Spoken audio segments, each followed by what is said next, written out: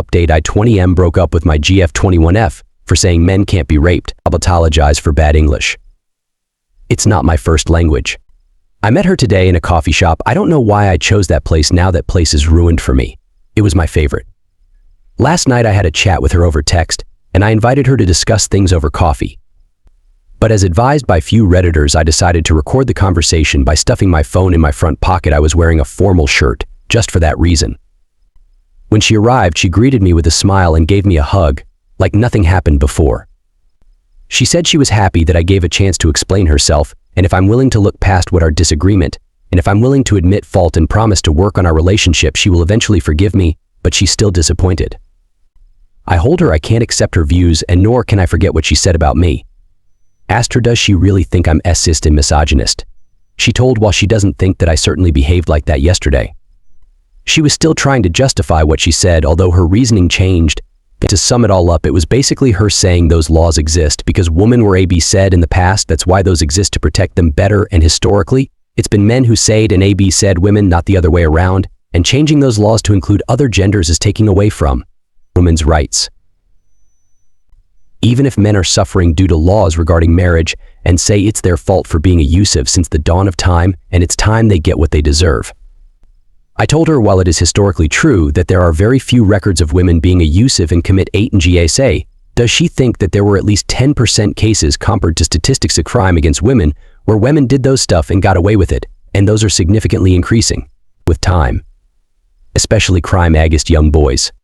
Have you not read any articles about men coming forward and admitting they have been victims when they were young, and even few in their adulthood? Also showed her Reddit comments section, and especially people who were victimized at one point or another. She said they may be lying, and that's due to them being sexist and hating women, and it's biologically not possible for that to happen because men are stronger than women. Then I asked, do you think men can rape young boys or other men?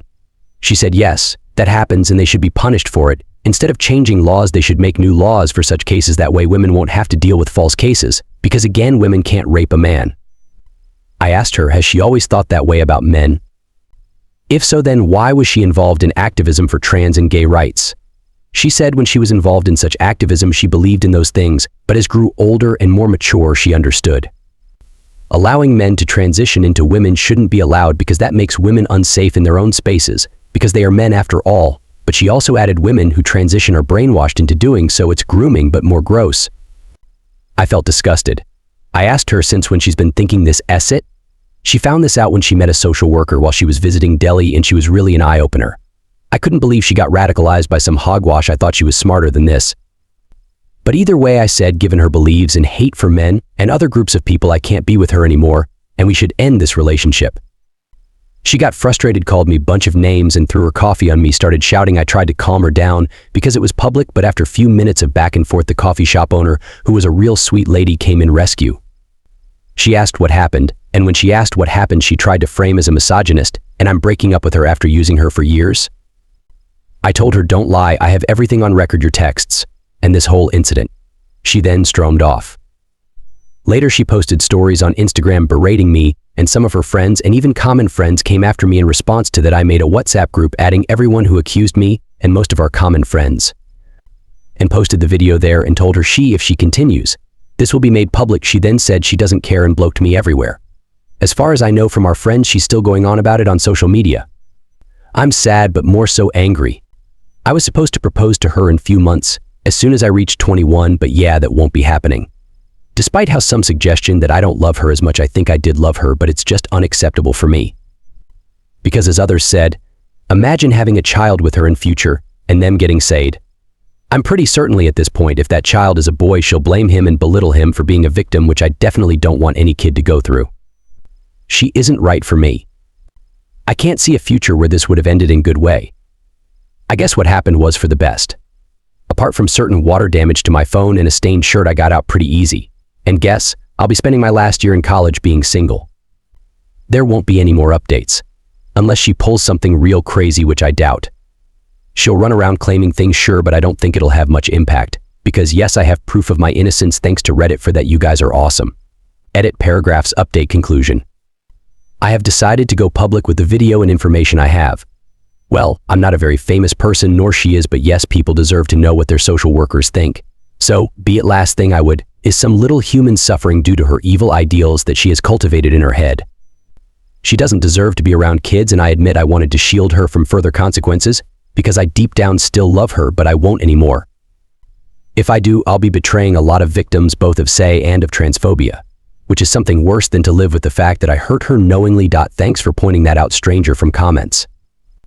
I know, I sound cringe to many of you, to which I'd say lose the person you love the most and then tell me how you feel. Despite you guys calling her names, some part of me refuses to believe it's really her fault. Despite even my attitude towards her, I still think even she's a victim in this as much as a perp. Yes, a perp can be a victim too.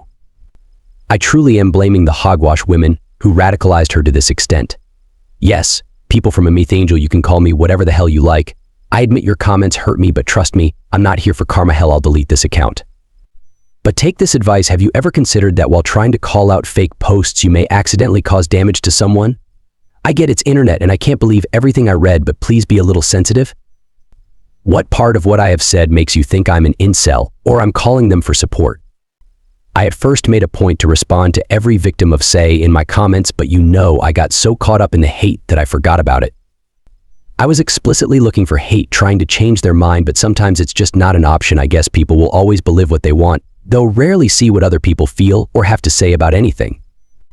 I guess was doing that because I wanted to divert my attention from the breakup to some things that makes me mad and doesn't hurt me like this does.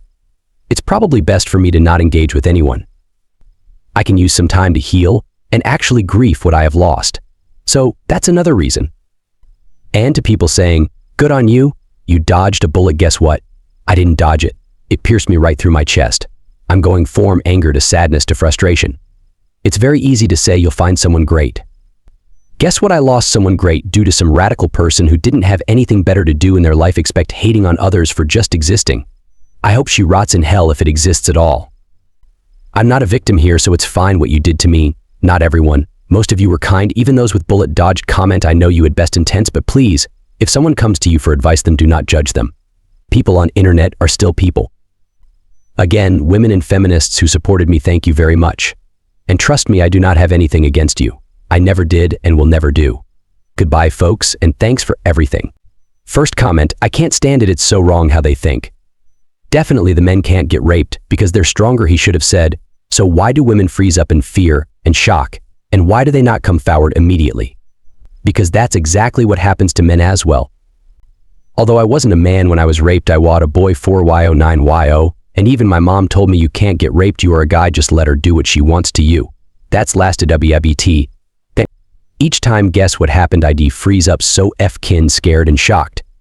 I genuinely can't understand these women. All they want is to be victims, get their way through, lie easy with men bowing down to them. It's weird that we as men can actually be victims as well. They're the same ones that don't want us to have any feelings or emotions as well. There are definitely some women that don't think like that, and I f-kin love and respect them like crazy. My girl ain't like OpsX isn't holy how nice it is to have someone to open up to. She doesn't really understand what it's like, and I don't talk about it much, but I'm definitely working on it, so there's definitely good girls out there. Don't think there's not op. But I'm glad y'all are ex. She would have raped your kids if y'all woke old have had any. It's sad. She needs serious mental help.